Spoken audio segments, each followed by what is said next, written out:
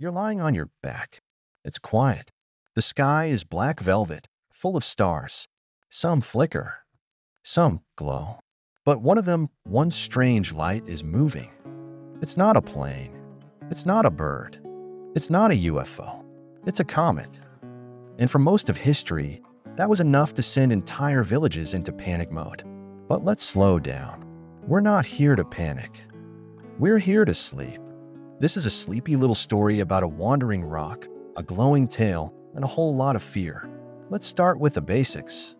A comet is kind of a dirty snowball, made of ice, dust, gas, and bits of rock, like someone cleaned out a frozen garage in space. Most comets live far away in the Oort cloud. Once in a while, one gets knocked loose and starts a long trip toward the sun. As it gets closer, the sun heats it up. Ice melts. Gas leaks. That's how the tail forms, a glowing streak behind a comet, always pointing away from the sun. So when you see a comet, you're seeing ancient space junk slowly melting by cosmic campfire. But people didn't always know that. For thousands of years, nobody knew what a comet was, just that it didn't belong. Imagine being a farmer in 500 BC. Your sky is familiar. Then one night, there's this glowing thing with a tail, floating up there like it owns the place. No warning, no explanation, just, well, comet. You'd freak out too. They were called wandering stars, poetic, but really it meant weird and not to be trusted. Normal stars stayed put. Planets moved slow. The moon had its routine. But comets? They came and went. Grew tails. Brightened. Vanished. Totally unscheduled. If something didn't follow the rules, it meant trouble. Comets were never good news. They were omens. A comet didn't mean, wow, cool. It meant someone's in danger. Probably the king. Or you. People thought comets brought war. Or death. Or disease. And if something bad happened around the same time, the comet got blamed. Even today, comets feel different. You don't just see them. You feel them. If you've ever looked up and seen one, you might know the vibe. It doesn't blink. It doesn't twinkle. It just hangs there, like it knows something. Some said comets were gods, or spirits, or dragons, or burning swords. None were correct, but all made sense when you felt that chill in your bones. The earliest comet records come from ancient China. Court astronomers logged every detail: tail length, direction, brightness. They believed comets signaled change. So did the Babylonians, the Greeks, the Maya, pretty much everyone. Because comets didn't act normal. And when the sky changed, people listened. Even today, we sometimes miss a comet until it's already halfway across the sky. They sneak up, loop around the sun, then vanish for centuries. Some return every few decades. Others, once every few hundred years. And when one appears, people still pause. They take pictures. They tweet. Some still wonder. Because a comet stands out. It doesn't do anything loud. It doesn't crash or shout. It just glows. And sometimes, glowing is enough to make people nervous. We like order. Comets break that. They glow too bright. They show up uninvited. They leave without notice. Thousands of years ago, that made people afraid. Now, it just makes us curious. But still, if you see that tail in the sky, you might feel it too. That little chill. That ancient whisper. That light in the dark.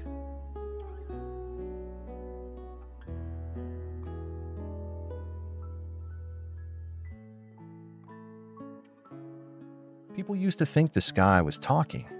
Not with words, but with signs. A red moon, bad harvest, a missing star, or a glowing thing with a tail. Big trouble. The sky was a message board, and comets were its exclamation marks.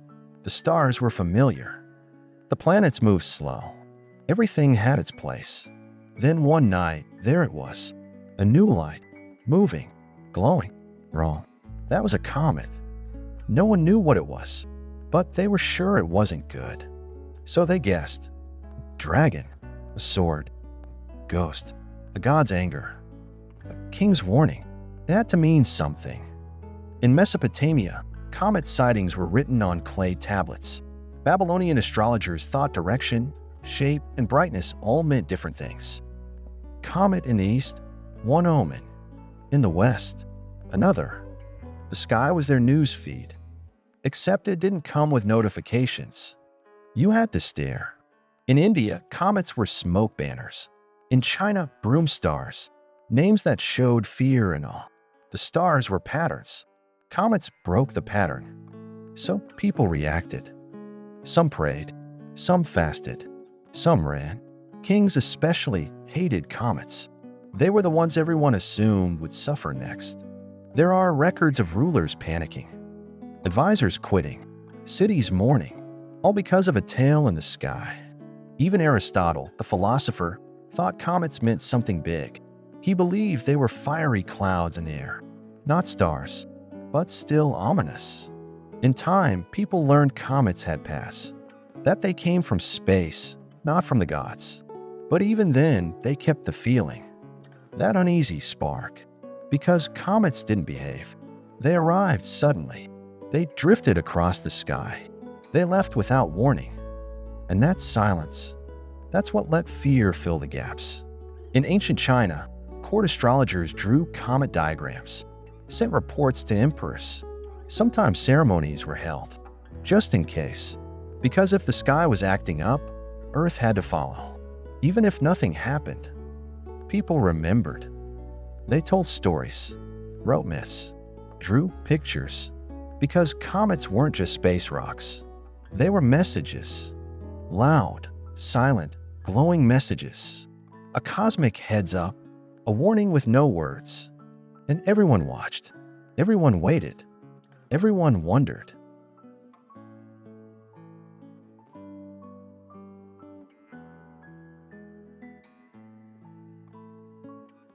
In ancient China, the sky wasn't just something you looked at. It was something you reported on.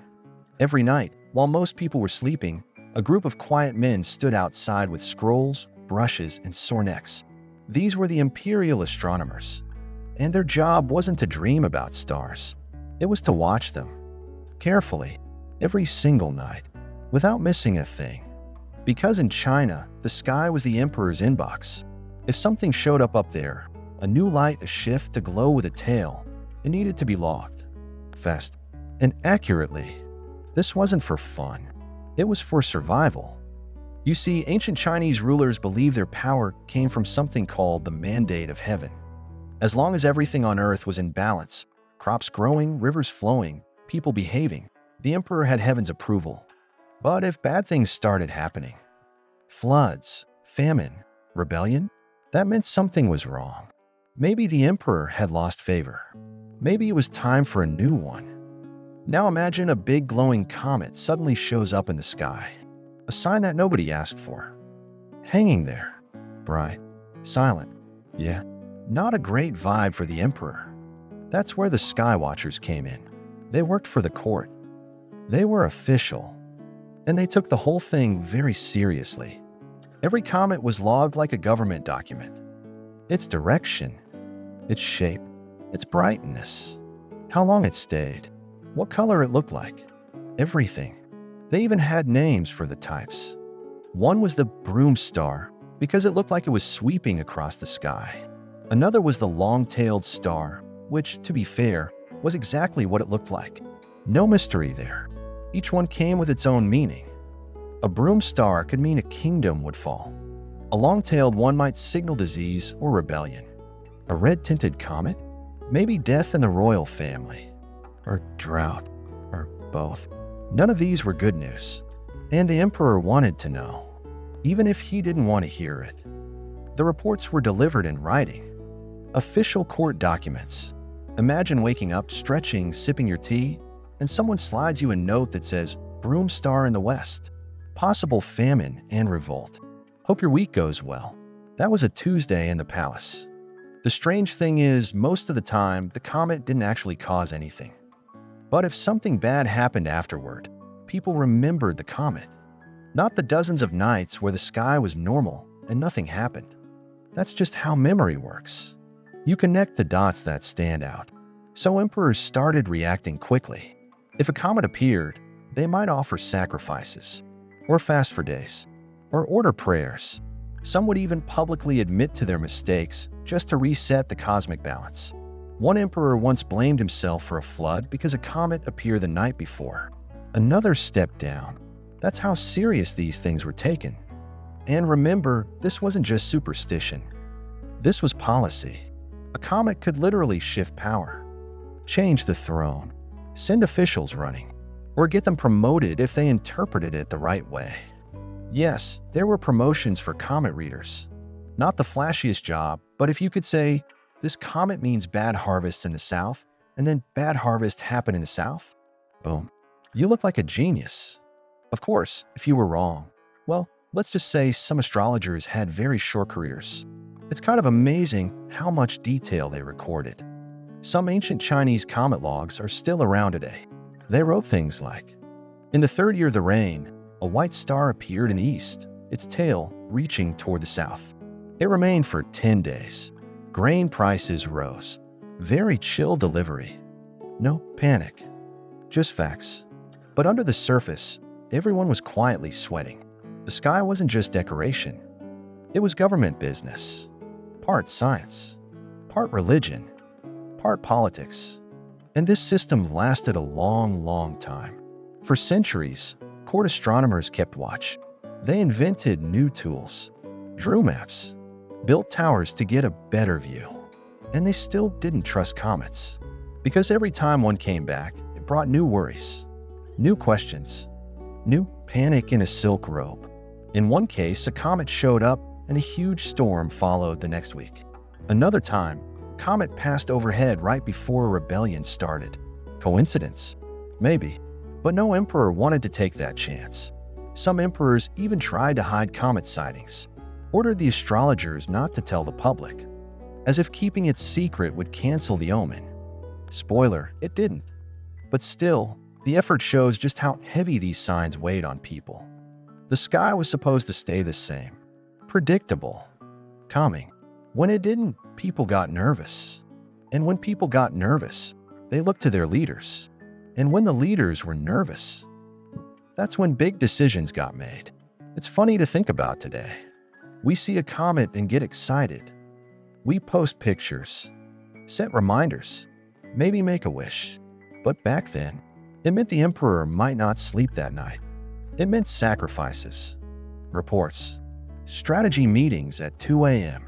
It meant pressure. A comet wasn't just a glow in the sky. It was a memo from the universe, and the emperor had to respond. So if you ever find yourself outside, looking up at a faint tail drifting through the dark, think about those quiet officials from long ago, standing in their robes, squinting into the cold, holding their brushes, writing down the stars, one dot at a time, just in case heaven had something to say.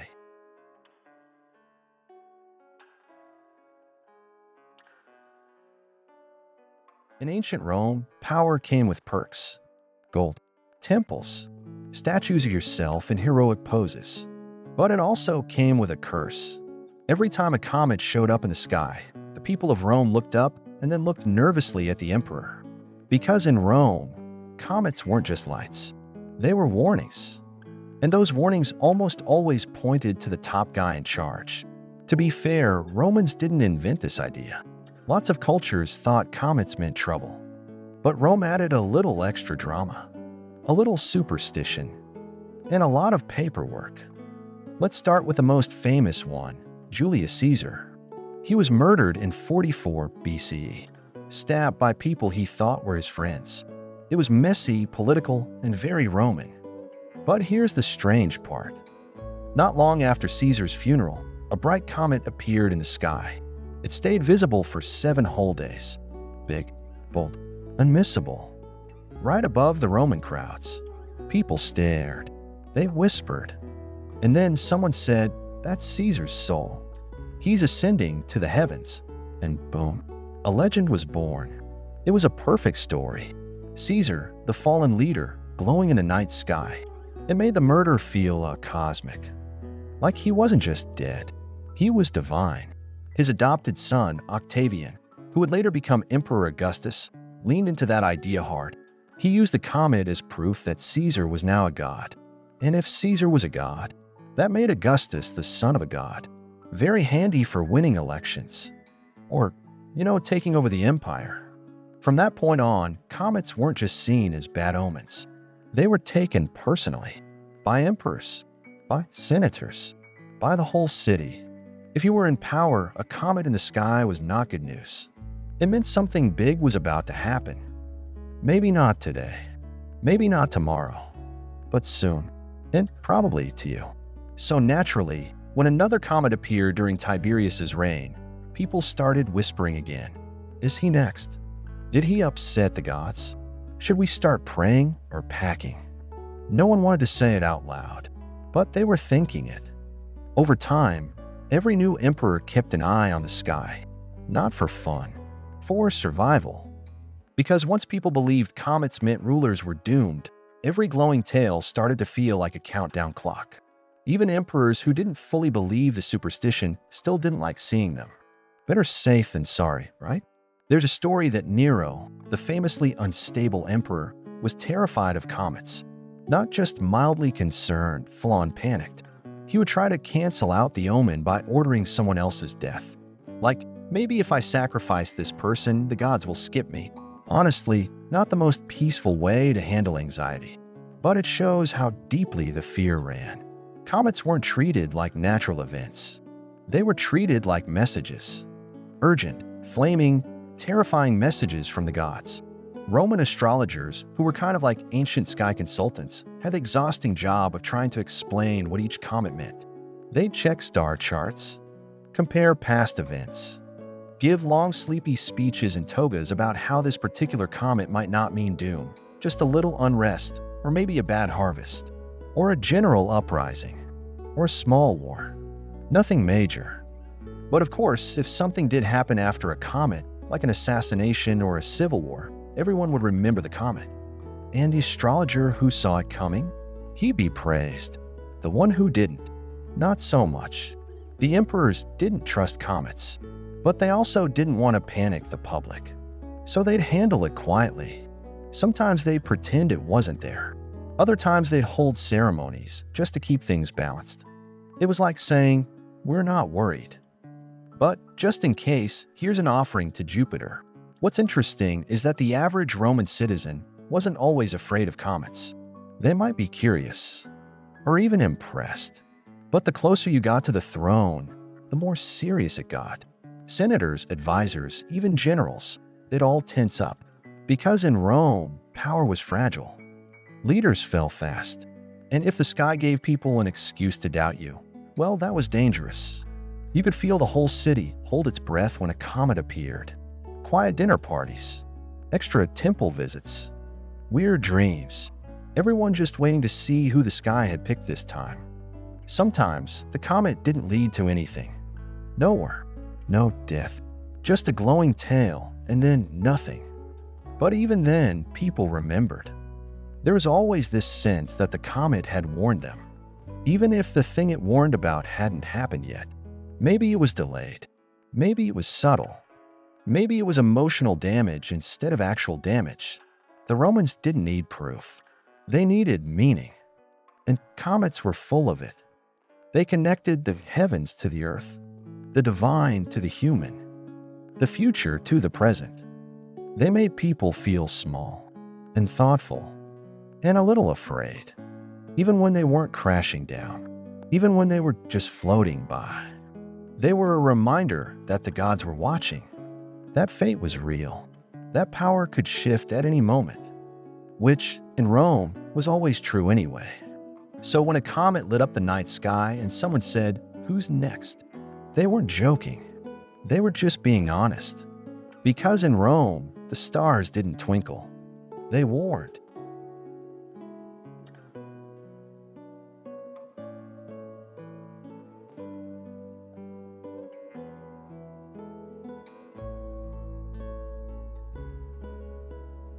In the Middle Ages, people didn't have telescopes, or science channels, or space probes, but they had the sky, and they paid attention to it, especially when something strange appeared, like a comet. If you were a villager in medieval Europe, you probably believed the stars were part of heaven. Literal lights put there by God. The sky wasn't just above you. It was holy. So when a new light showed up, a glowing one with a tail, it wasn't just surprising. It was terrifying. People thought comets were messages, and not the good kind. They weren't birthday cards or cheerful updates. They were warnings, or punishments, usually both. To them, a comet meant that someone, somewhere, had done something wrong. Maybe a king, maybe a town, maybe everybody. That meant it was time to panic. But in a quiet, religious way. When a comet appeared, churches filled up fast. Priests held emergency services. Bells rang. People got on their knees and prayed, not just gentle prayers. These were the desperate, pleading kind. The please don't smite us kind. There were public processions. Groups walking through towns, singing hymns, carrying crosses, weeping. It was less about celebration and more about damage control. Sometimes they'd fast for days, give up meat, sleep on the floor. People confessed sins just in case the comet was listening. The logic was simple. If God was angry, you had to show how sorry you were. Maybe if enough people acted sad, the punishment would be canceled. Spoiler, it usually wasn't. Comets were blamed for all kinds of disasters. If there was a bad harvest that year, the comet did it. If war broke out, blame the comet. If someone important got sick or died, clearly the sky had warned us. It didn't matter if the problem started before the comet or long after. The timeline was flexible because the fear wasn't about the facts. It was about the feeling. And comets gave people a feeling, a deep, strange sense that something was wrong.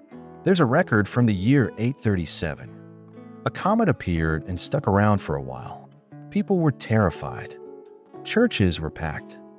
The emperor at the time, Louis the Pious, even ordered 3 days of non-stop prayer. No one slept. No one worked. They just prayed. Because that comet was too bright, too long, too close. Another time, in 1066, Halley's Comet appeared right before the Norman invasion of England. People saw the comet and thought, well, this can't be good. They were right. King Harold lost the battle. William the Conqueror took the crown. And the comet? People said it was a flaming sword in the sky. Perfect timing for a power shift. Even the plague, the Black Death, was blamed on a comet. Some people thought the air had been poisoned by it, that the tail had dropped sickness into the wind. No one understood germs yet. So when half the population started dying, they looked up. And they remembered the comet that came before. Some thought the disease was God's punishment. Others thought the comet had burned a hole in the heavens, letting sin or demons leak through. None of this was backed by evidence. But it didn't need to be. Because when people are scared, they look for signs. And when they see a glowing tail in the sky, it's easy to connect the dots. Artists drew comets into paintings of disasters. Writers mentioned them in books about war and pestilence. They became part of the story, part of the ritual. Some towns even created rules. If a comet showed up, they'd light candles on every window, or ring bells until sunrise, or cover mirrors, or stay inside. Every town had its own way to say, please don't punish us. The fear became tradition. And the tradition became culture. It wasn't just peasants who worried. Kings, queens, nobles, they all took comets seriously. Royal astrologers were expected to explain them, predict them, soften the news. Imagine trying to calm a nervous king while a flaming ball of light hovers over the palace. Not easy. Some rulers donated money to churches as a way to balance the omen. Some made vows to change their ways. Others just threw parties and hoped for the best. There's a story of a nobleman who, after seeing a comet, gave away all his gold, just in case. He didn't want to die rich and guilty. People didn't just fear comets. They respected them. Like wild animals or distant storms. You didn't fight a comet. You braced for it. And they never came at convenient times. Always before something bad, or after, or during. That's the problem with fear. It doesn't care about the schedule. So over time, comets became symbols. Not just things in the sky, but ideas of danger, of warning, of divine correction. They showed up in religious texts, in folk songs, in bedtime stories. Parents would say, "Be good or the comet will come." It became part of how people understood the world. The sky wasn't random. It was watching, judging, speaking, and comets were its loudest words. Of course, not everyone believed it. Some scholars started to question the panic. They suggested maybe comets weren't angry signs. Maybe they were just things. But those voices were quiet and often ignored. Because fear is louder than facts, especially when it glows. And in the Middle Ages, fear needed something to point at. Something bright, something scary, something you couldn't control. A comet was perfect. It gave people a reason to gather, to pray, to change, or at least to try. And in a time when life was already full of hardship, sometimes just having a focus for your fear made it feel a little easier to bear. Even if that focus was floating far above, silent and cold, lighting up the night with a tale no one could understand. That was enough. A light in the sky, a shiver in the spine, a reason to panic, and a reason to pray.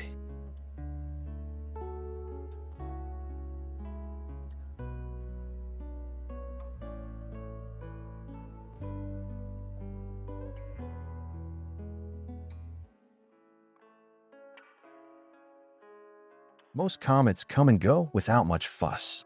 They drift through the sky, leave behind some nervous prayers, and fade away. But in the year 1066, one comet showed up at the worst possible moment. And this time it really did feel like the sky was trying to say something. That comet was Halley's Comet.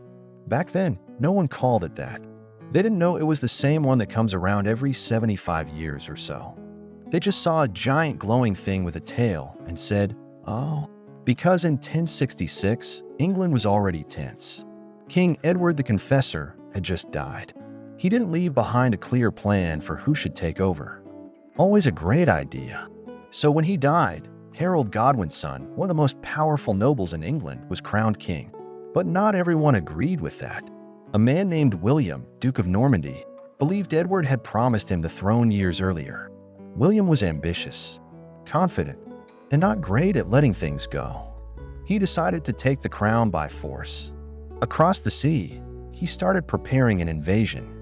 Boats, soldiers, horses, armor, the whole deal. And then the comet appeared. A huge, bright streak in the sky. Long tail, blazing head, hung over England like a celestial exclamation point. People were stunned. They stared. They whispered. They pointed, because everyone knew what comets meant. Trouble. The Anglo-Saxon Chronicle, a kind of year-by-year journal written back then, even mentions it.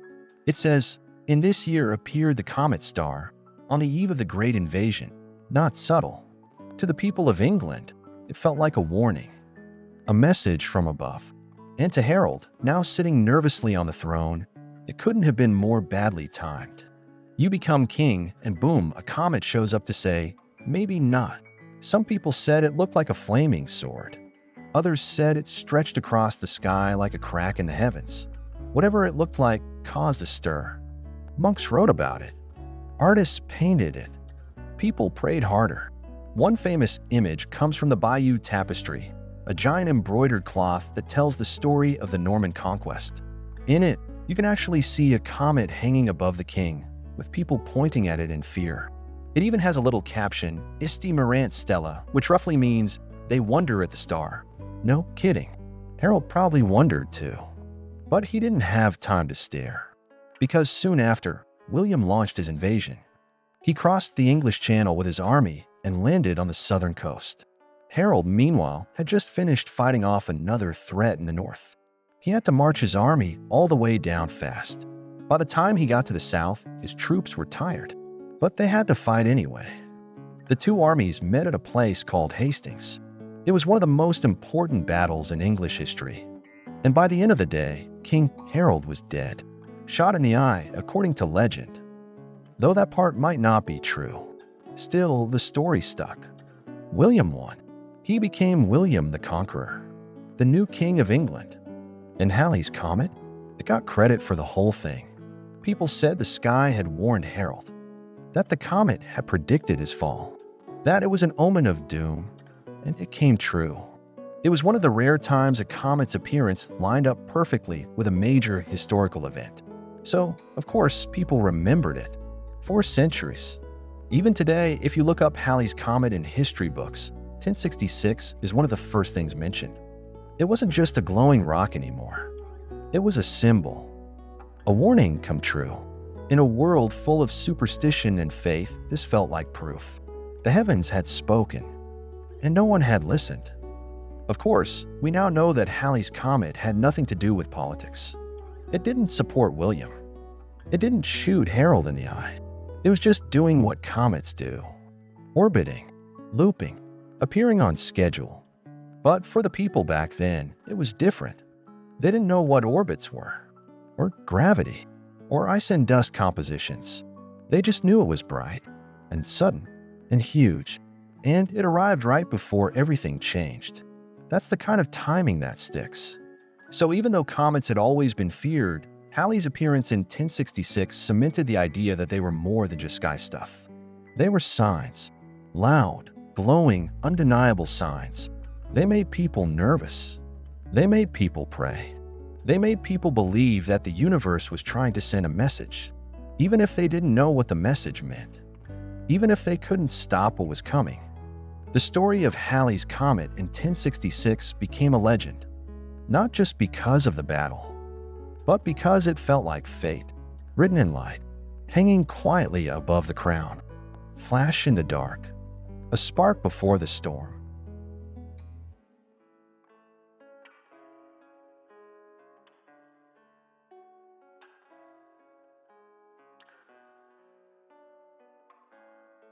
In the 14th century, something terrible swept across Europe.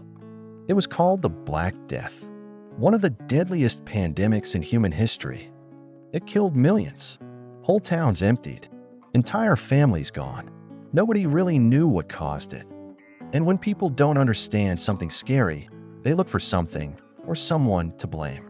In this case, a lot of fingers pointed upward, to the sky, and more specifically to a comet. It hadn't just appeared that year. It had shown up a few years earlier. Bright, fiery, with a long tail. But people remembered it. Because after that comet, things started going wrong. That was enough. Comets had already been seen as bad news for centuries. But the plague gave people a whole new reason to be afraid of them. Some believed the comet had poisoned the air, that its tail had left behind invisible toxins floating down through the clouds. People called it corrupted air. Breathing it in, they said, made you sick. And that sickness spread fast. They weren't completely wrong about air being involved. The plague did spread through breath, sneezes, and coughs. But it wasn't comet dust. It was bacteria, on fleas, on rats. But back then, rats weren't getting the blame. The sky was. There were theories. Lots of them. Some people said the comet had burned a hole in the heavens, letting in something evil. Others said it was God's way of saying, enough. They thought the comet was a signal that humanity had done something wrong. Too much greed, too much war, too many sins. And now here came the punishment. The Black Death arrived fast. People didn't just get sick. They got sick fast. High fevers, swollen lumps, bleeding, delirium. Most died within days. No medicine helped. No prayers seemed to work. So people turned to the skies for answers, or at least for something to blame. Books were written trying to connect the comet to the plague. Drawings showed clouds of poison falling from its tail. Even respected scholars believed it. Not just villagers, not just priests, doctors too. One popular belief said the comet had heated up the Earth's atmosphere, which let out bad fumes from deep underground. It sounds strange now, but it gave people a story they could understand. And sometimes stories are the only thing holding things together. Some areas held ceremonies to clean the air. Bonfires were lit. Herbs were burned. People wore flowers in their clothes. They weren't just trying to smell better. They thought these scents could fight the poison. You've probably seen the plague doctor masks, the long ones with the beaks. Those beaks were filled with strong smells: mint, rose, vinegar, anything to keep the comet air out. Of course, none of it worked. But people tried anyway. Because when the sky sends you a fireball and then people start dying, it's hard not to connect the dots. In some towns, they rang church bells day and night. Some people whipped themselves in the streets, hoping to show repentance. Others fled the cities and hid in the countryside. All of it because of fear. And at the root of that fear, for many, was that strange thing in the sky. The comet. It had passed, but its shadow stayed. Even when people started recovering, they remembered the timing. The comet came, then the sickness, and that idea stuck. For generations, the fear of comets got even stronger, more specific, more tied to disease. In paintings from the time, comets are often drawn right above scenes of chaos. Cities in flames, people in beds, priests with sad eyes. Comets became a visual shorthand for bad stuff is about to happen, and the Black Death helped lock that in. It didn't matter that the science was off. The story felt right. And when you're scared, feeling right matters more than being right. What's interesting is that not everyone blamed the comet in the same way. Some said it was divine punishment. Others blamed magic. Some thought it was demons. A few thought the stars had simply aligned wrong. But almost nobody said, this has nothing to do with the sky. That wasn't even a thought. Back then, the sky was a reflection of Earth. If something was wrong down here, it had to start up there. So they watched the sky like a weather report. A mystical, terrifying one. And when a comet appeared, people braced themselves. Because if it happened once, it could happen again. Even years later, when new comets appeared, people would whisper, "Is it back?" Meaning the sickness, the panic, the darkness. It was like the comet had become a symbol of all of it. And that fear didn't go away overnight. It lasted. Through generations. Through more outbreaks. Through more glowing visitors in the sky. People told stories about the comet that brought the plague. They passed them down. Parents warned their children. Watch the skies, they'd say. And pray it stays quiet. Because quiet skies felt safe. And a comet was the opposite of quiet. It was big, bright, different. And it reminded everyone of the worst days. Of the empty streets. The closed shops. The graves. Even if the comet hadn't caused it. It was still part of the memory. Part of the pain. And so it stayed in the story. As the one that poisoned air. The one that brought the sickness. The one that hung above a world that didn't know what was coming. And could only look up. And wonder.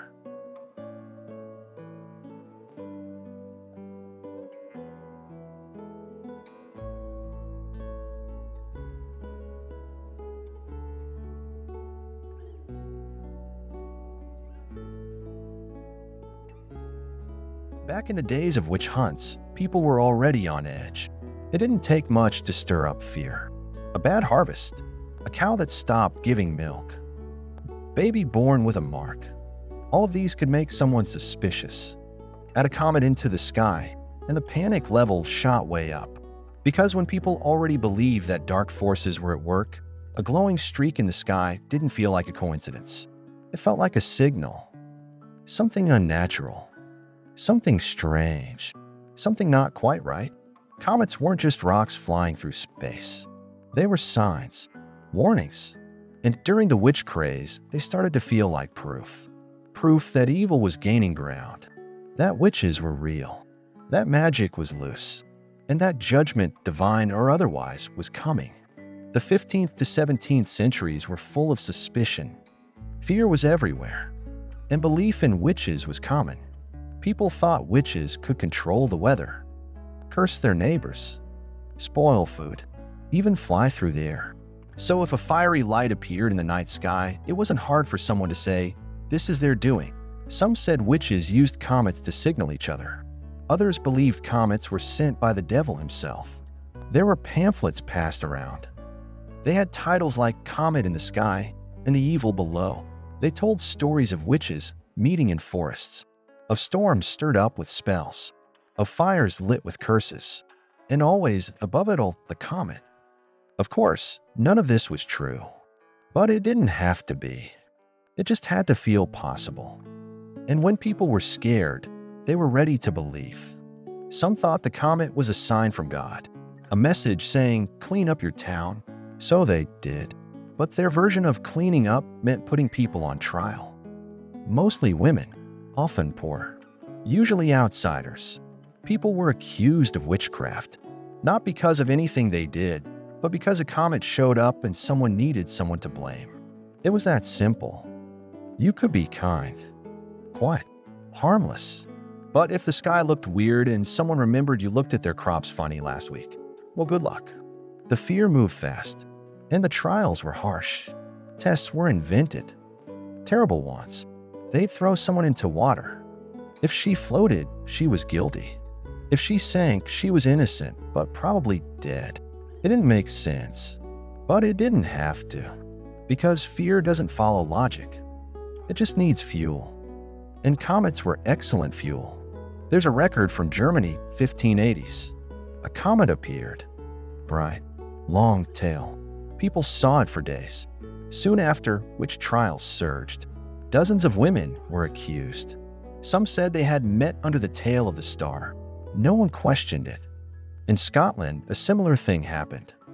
A comet, then rumors, then arrests. The idea wasn't just that witches cause comets.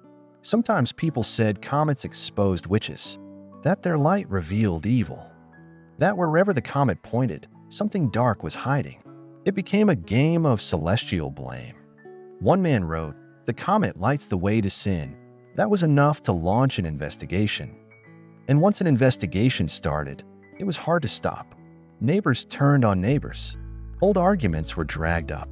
And always, somewhere above, the comet glowed. Sometimes people thought the comet's tail was like a whip, a divine tool for punishment. Other times, it was a torch, lighting the path for angels or demons.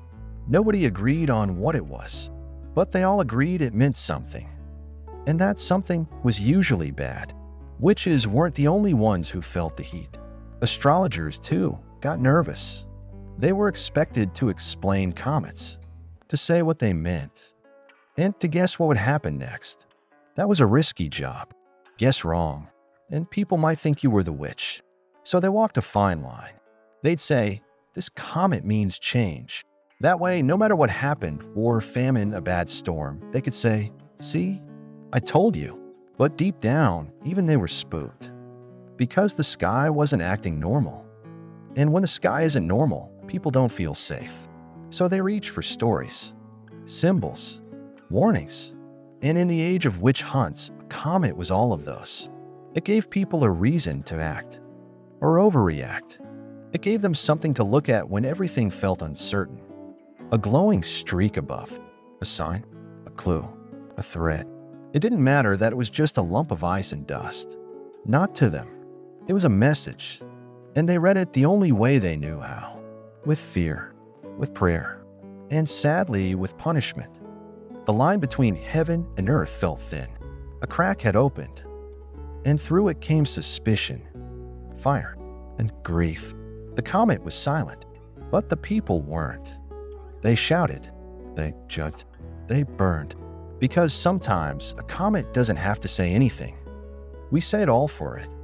We see the light, and we imagine the worst, even if the worst is just in our heads. And sometimes, that's the scariest part.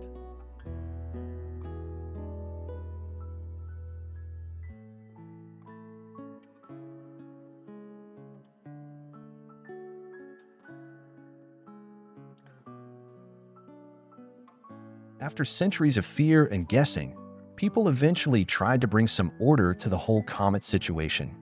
Enter the astrologers. Not astronomers, astrologers. These were the people who believed the stars weren't just lights in the sky. They were messages, codes, clues about the future. And comets? Those were the biggest, loudest clues of all. They weren't just surprises anymore.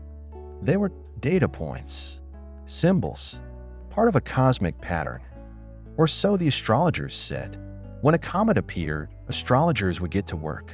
Charts, diagrams, star maps, lots of ink. They'd measure its brightness, its direction, its shape, how long it stayed in the sky, where it showed up east, west, near certain constellations. Every detail meant something. To them, a comet in Aries meant one thing. A comet in Leo meant something else. If it pointed down, trouble for the land. If it pointed up, trouble for the king. It all depended on how you read the sky. And read it they did. Comets were linked to royal deaths, to wars, to rebellions, to famines. Basically, anything bad. But now, instead of just panicking, people had predictions. Terrifying predictions. But still predictions. Astrologers wrote long treatises about what each comet might mean. Some even sold little booklets. What this comet means for you and your kingdom. They were popular. People wanted to know, even if the news wasn't great. Kings hired court astrologers to explain what the comets meant for their reigns. Sometimes the advice was vague. Beware the West. Trust no stranger. Watch the moon. But vague was safer. Specific predictions could backfire. If you said the king would die, and he didn't, that was awkward. And possibly dangerous. So many astrologers kept things mysterious, cryptic, just enough to sound smart without getting blamed. Some got really good at this. They'd wait until after something happened, then say the comet had clearly predicted it. And to be fair, sometimes the events did match the timing. A comet appears. A few months later, a noble is assassinated. People remember the comet. They forget everything else. That was good for business. Astrologers became respected and also feared. People believed they had secret knowledge, even if most of it was guesswork wrapped in poetry. Still, it helped people feel like the chaos had rules, that the universe wasn't random, that comets weren't just bad news, they were predictable bad news, which somehow made them easier to handle. Of course, not everyone loved this. Some religious leaders thought astrology was nonsense, or worse, a form of magic. They didn't like the idea that the stars could control fate. They believed only God decided what would happen, not some comet with a tail. So astrologers had to be careful. They framed their work as interpretation, not control. We're not causing anything, they said. We're just reading the signs, and people kept reading. Even regular folks started picking up astrology books. They weren't trying to map the whole sky, just trying to understand their lives. If a comet showed up, they wanted to know what it meant for them. Some said it meant to stay home. Others said it was a good time to plant wheat, or avoid travel, or wait to get married. The advice varied a lot, but the feeling stayed the same. That something big was happening, that the sky was involved, that life made more sense when you looked up. There were even astrology newspapers, little printed guides with star charts and warnings. Some looked very official. Others were basically cosmic gossip. Venus is angry. Don't trust your neighbors. That kind of thing. And comets were front-page material. Comets spotted, expect trouble in the north. Or bright tail, big problems. They sold well. Because even if people didn't fully believe it, they read it. It was entertaining and kind of comforting. It gave people a story, something to hold on to when the world felt shaky. And let's be honest, it often did. There were always wars, plagues, strange weather, power struggles, and there were always comets. So the stories kept coming. Sometimes they were right, sometimes they were totally wrong, but nobody remembered the misses. Only the hits, the big, dramatic, we saw this coming hits. That's how astrology held on, by giving shape to fear, by turning bright, scary lights in the sky into something slightly more manageable, slightly more explainable, even if the explanations were a little fuzzy. Over time, astrology and astronomy split apart. One became science. The other stayed more symbolic. But during the height of comet panic, astrologers were the main interpreters. They gave meaning to mystery, even if that meaning was just expect trouble soon. And honestly, that was enough. People weren't looking for comfort. They were looking for something to make the fear feel organized. A comet meant chaos, but an astrologer could turn that chaos into a sentence. Prepare. What? Wait. Simple. Soothing in a weird way. It made the sky feel like a language, one you could read, even if you didn't always like the translation. So next time a comet appears and someone posts about Mercury in retrograde and doom coming soon, just remember they're part of a long tradition. Looking up, worrying, and trying to make sense of a tail in the sky.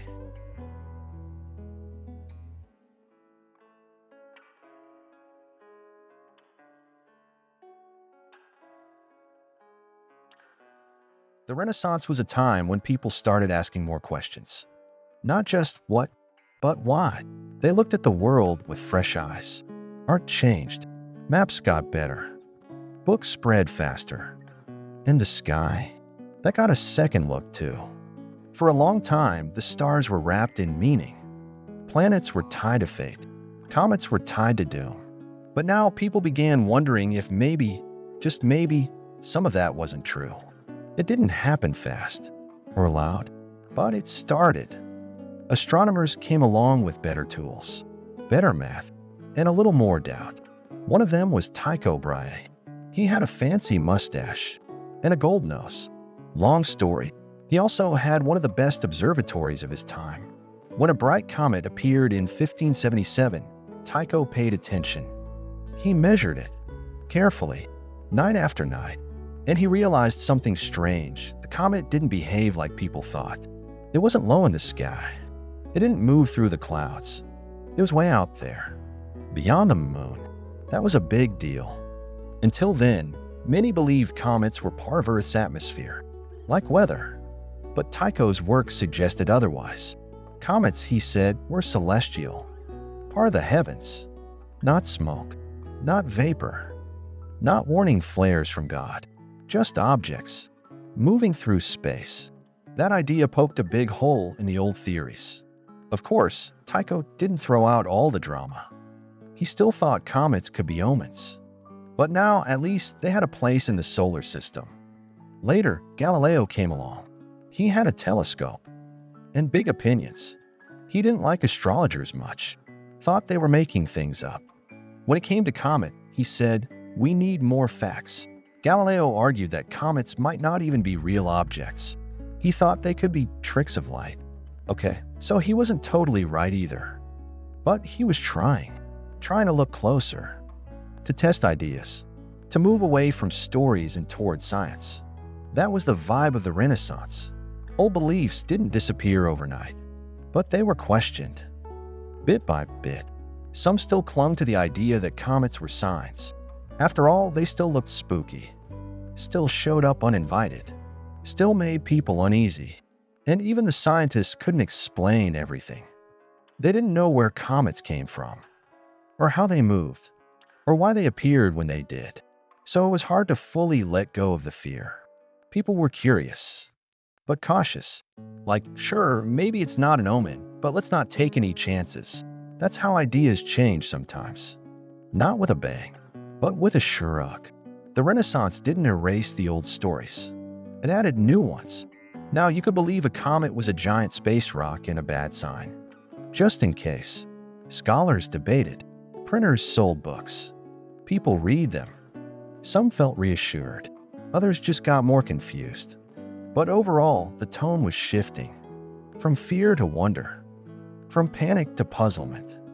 From we're doomed to, what is that thing, really? It was progress. Slow, quiet, a little messy. Just like most change, Tycho's data inspired others. More people started watching the sky like scientists, not just for signs, but for answers. That's how things began to turn. But it wasn't easy. There were still arguments, still superstition, still moments where old fears flared up, especially when a comet was big, or bright, or badly timed, like the one in 1618. Huge, long tail, visible for months. People panicked, but some looked through telescopes. took notes, made charts. The sky was still mysterious. But now, mystery didn't always mean terror. Sometimes it just meant mystery. That's a big shift. And comets help push it along. They force questions. And questions forced growth. Bit by bit, belief turned into curiosity. People stopped asking, "What does it mean?" and started asking, "What is it?" The answers weren't always right, but they were trying. That matters. Even the wrong ideas helped.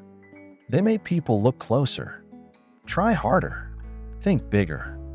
And comets, those glowing streaks from the edge of space, stayed right there, gliding silently, waiting to be understood. Even today, we're still learning. But thanks to the Renaissance thinkers, we stopped flinching and started wondering. Not bad for a time full of beards and candlelight.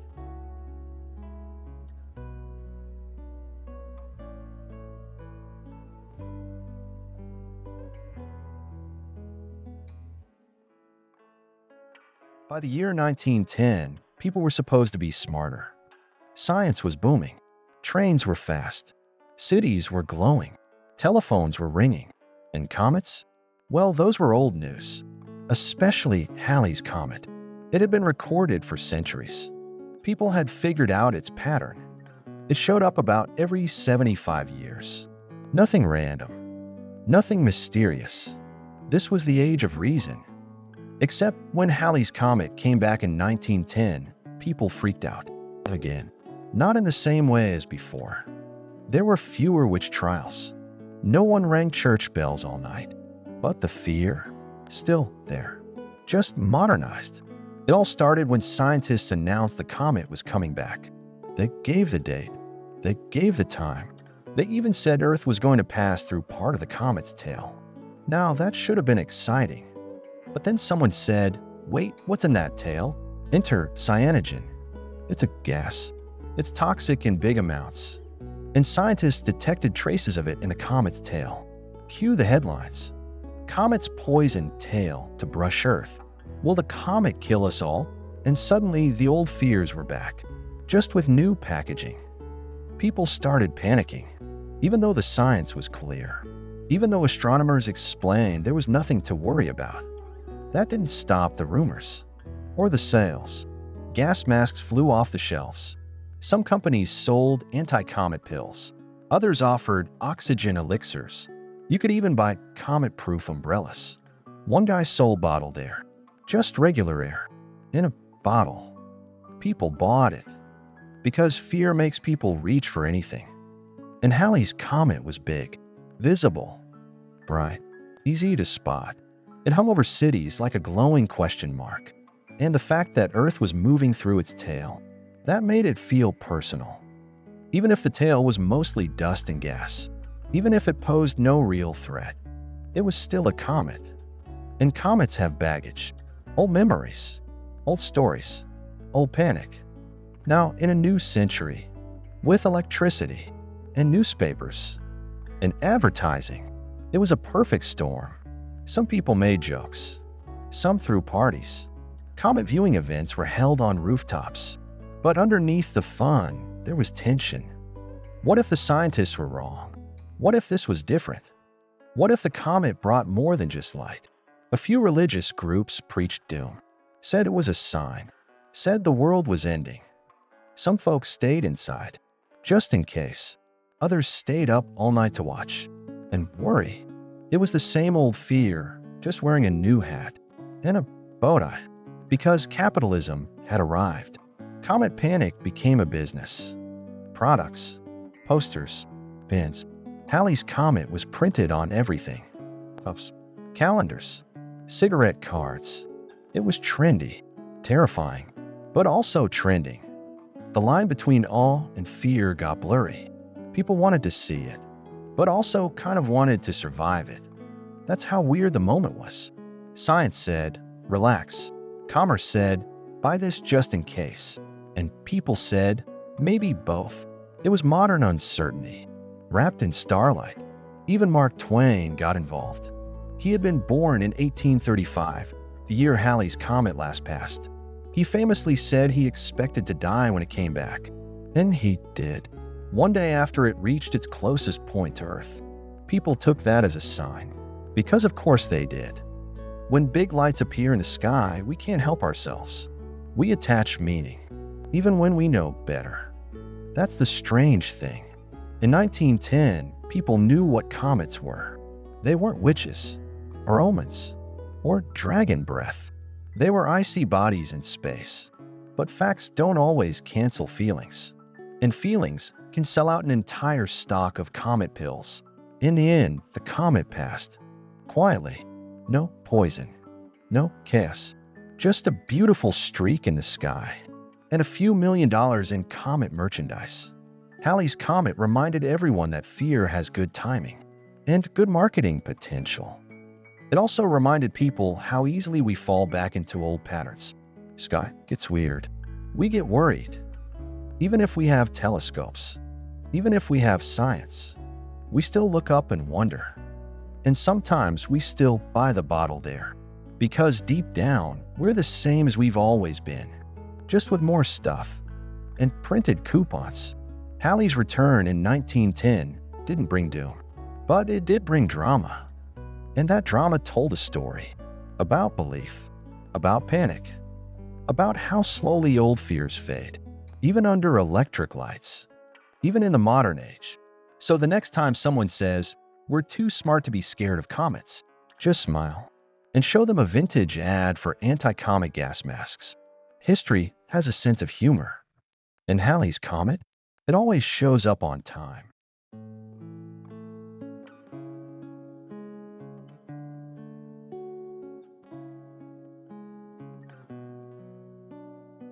Comets didn't just show up in science books or scary headlines.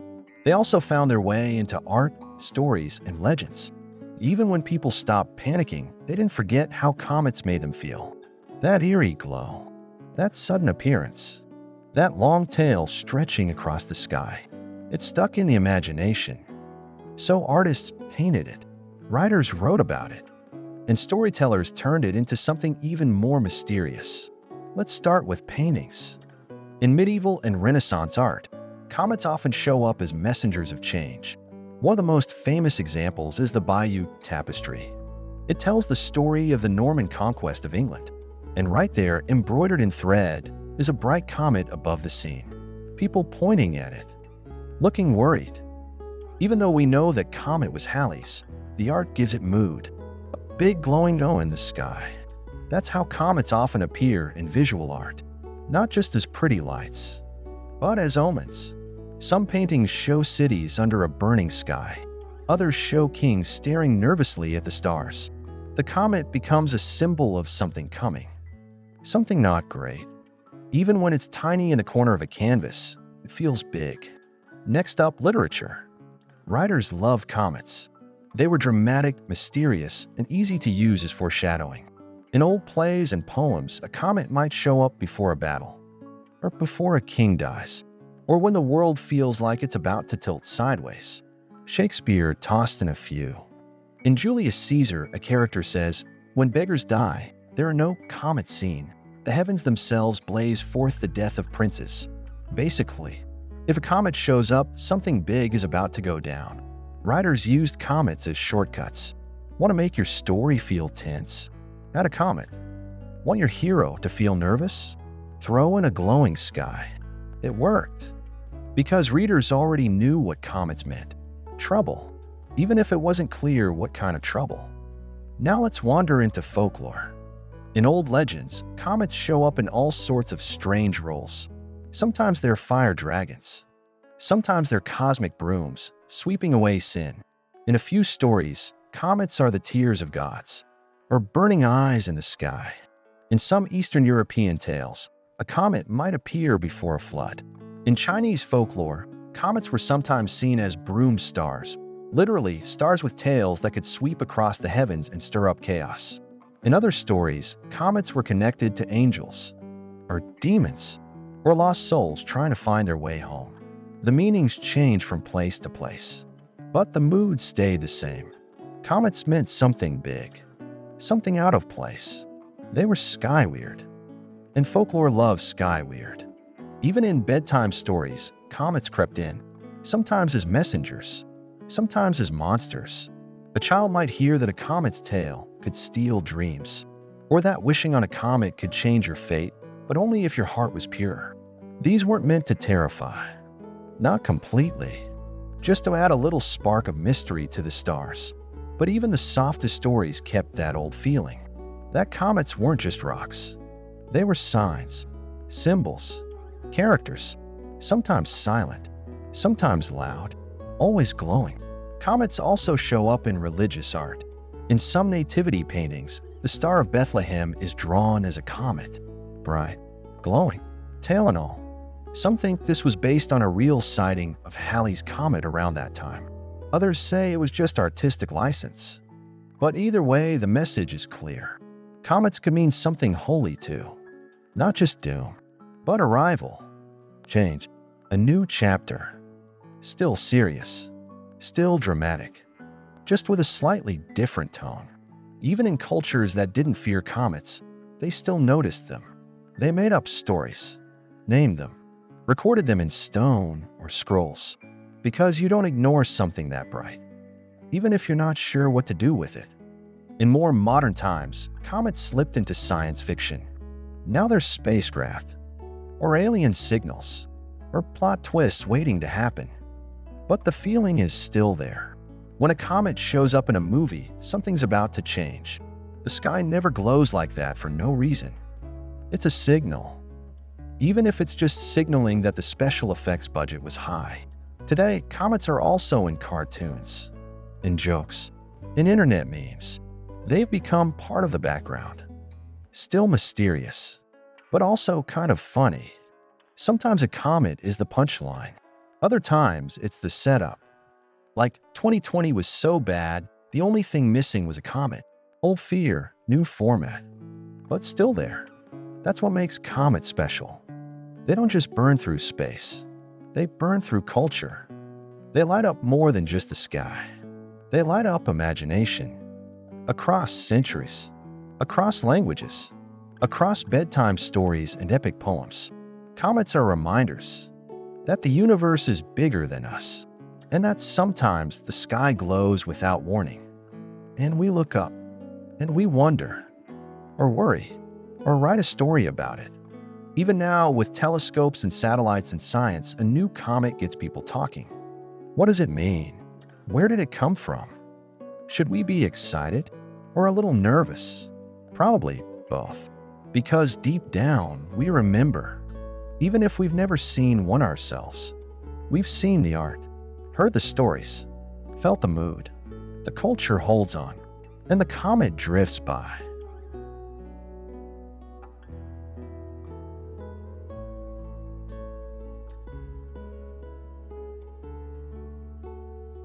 By the 20th century, science had gotten a lot better at explaining things. We had telescopes, space probes, spectrometers. We could point at a comet and say, it's a ball of ice and dust. We knew where it came from, probably the Oort cloud or the Kuiper belt. We knew why it had a tail, sunlight hitting it, melting the ice, releasing gas. We could even predict when it would show up. Down to the day. No more mystery, no more guessing. Comets had official labels. Orbits, Massachusetts speed. They were plotted on charts, named after their discoverers, filed away in digital databases. In short, we figure them out. But here's the funny part. Even after all that, people still got chills. Because seeing one in the sky, really seeing it, is something else. All the facts in the world don't erase that feeling. That tiny flutter in your chest. That strange hush in your thoughts.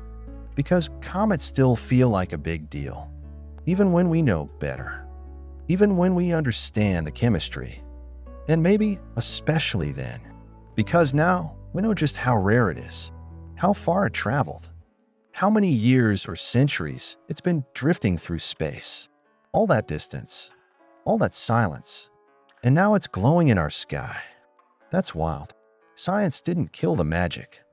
It just gave it a backstory. In 1986, Halley's Comet came back. It was the first time we had the technology to really study it up close. We sent probes. One of them was called Giotto. It got within 600 kilometers of the comet's nucleus. It sent back images. Dust was a bumpy, black surface. Not dramatic, not fiery, kind of like a dirty snowball. But people still watched the sky. Even if the view wasn't as bright this time. Even if city lights got in the way. Even if the comet didn't streak dramatically across the heavens. There was still a buzz. News articles, TV specials, postcards, t-shirts. Halley was back, and the mood was still there. Excitement, curiosity, a touch of what if. That's the thing about comets. They sit in that space between knowledge and wonder. Science says, we understand it, but people say, yes, and it still gives me goosebumps. Other comets came too. Comet Hale-Bopp in 1997. Comet Neowise in 2020. They lit up the sky. People went outside, looked up, took photos, posted them online, made memes, made memories. Some just stood quietly in backyards, letting the comet glow. No panic this time. No gas masks. No books about the end of days. Just people watching a visitor pass by. Still wondering. Still feeling small. Still saying, wow, science told us what it was, but not what it meant. And maybe that's okay. Because meaning is personal. Some people see a comet and think about space. Others think about history, or time, or family, or nothing at all, just enjoying the view. That's the quiet power of a comet. It doesn't demand a reaction. It just shows up, glows a little, then leaves. No speech, no warning, no instructions, just a moment. And that's enough. The 20th century taught us a lot. We learned that comets probably helped bring water to Earth, that they might have delivered organic molecules, the building blocks of life. We studied their patterns, wrote software to track them, built missions to chase them. In 2014, a spacecraft called Rosetta actually landed a probe on a comet named 67P. It took years to get there. A long, slow journey, just to touch something that's been frozen since the beginning of the solar system. That's dedication. That's science. But it's also wonder. Because even the scientists were amazed. They cheered. They cried. They stared at their screens and said, we did it. Because deep down, we're still comet people. Even when we wear lab coats. Even when we hold calculators. Even when we know the exact chemical formula of what we're looking at. It still feels like something out of a dream. Something ancient. Something that doesn't quite belong here, but visits anyway. Science gave us answers, but comets still give us feelings. And those feelings don't always fit neatly into charts or equations. Sometimes they just float, like a tail of dust across the sky, fading slowly until the next time.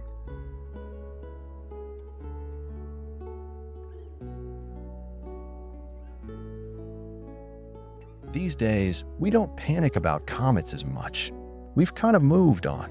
But the sky still makes us nervous, just in different ways. Now it's asteroids, solar flares, gamma-ray bursts, or satellites falling out of orbit. The names changed, the fear stayed, because deep down, we still don't like surprises from above. We like the sky calm, predictable, silent. When it gets weird, we get twitchy. Take asteroids, big rocks flying around space. Every few months, there's a headline. Bus-sized asteroid to pass Earth, barely, and people click. Even though the barely is usually millions of miles, it still sounds close. Because space is big, and we don't trust it. We remember movies, like Armageddon, or Deep Impact. Big rocks, big explosions, big slow-motion tears. It's stuck in our heads. Even if science says, we're tracking everything. It's fine. People still worry. What if they missed one? What if it's coming right now? Same vibe as the comet fear. Different century. And then there's solar flares. Bursts of energy from the sun. Most of them harmless. But sometimes they mess with GPS, or internet, or old satellites. And suddenly it's the sun is angry headlines. Again, most of it's fine, but the fear gets clicks. And fear travels fast, even faster than light. Now toss in the end of the world predictions. We've had a few.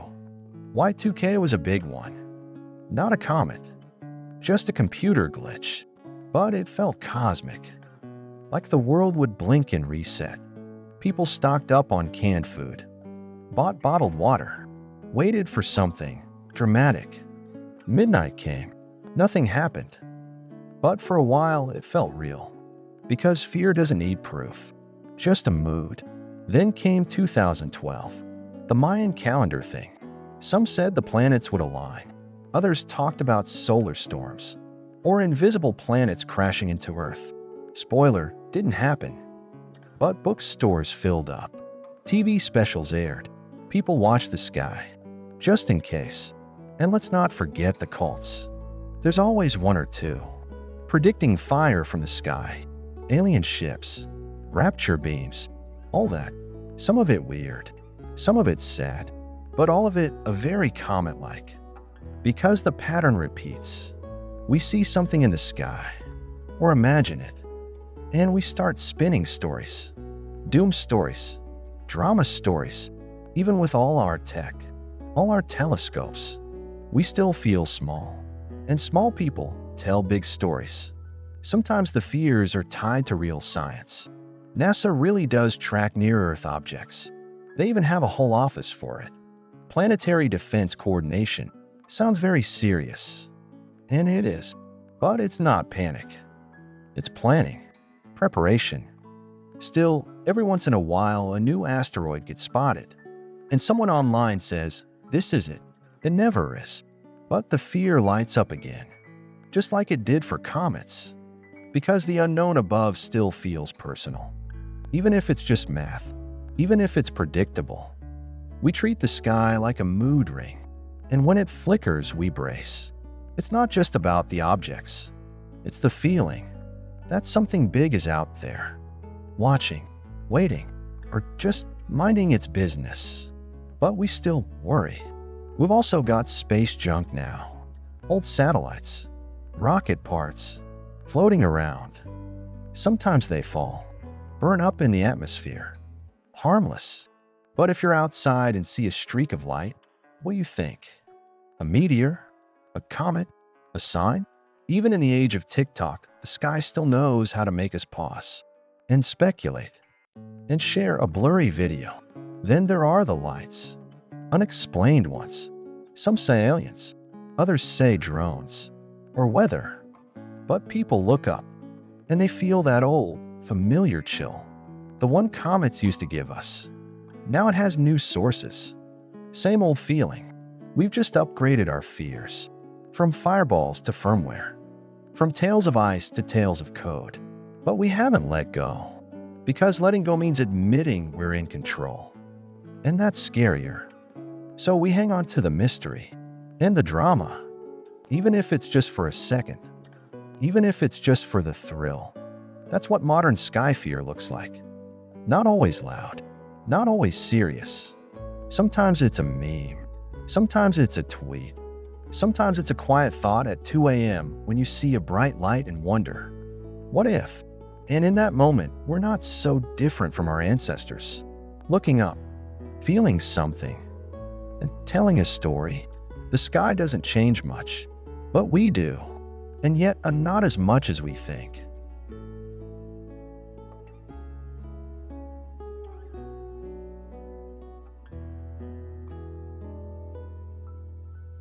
So here we are, 15 chapters in.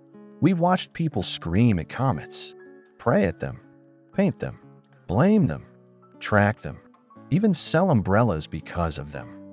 And now, we mostly just look up, quiet, maybe a little curious, maybe a little uneasy. Comets don't scare us the way they used to.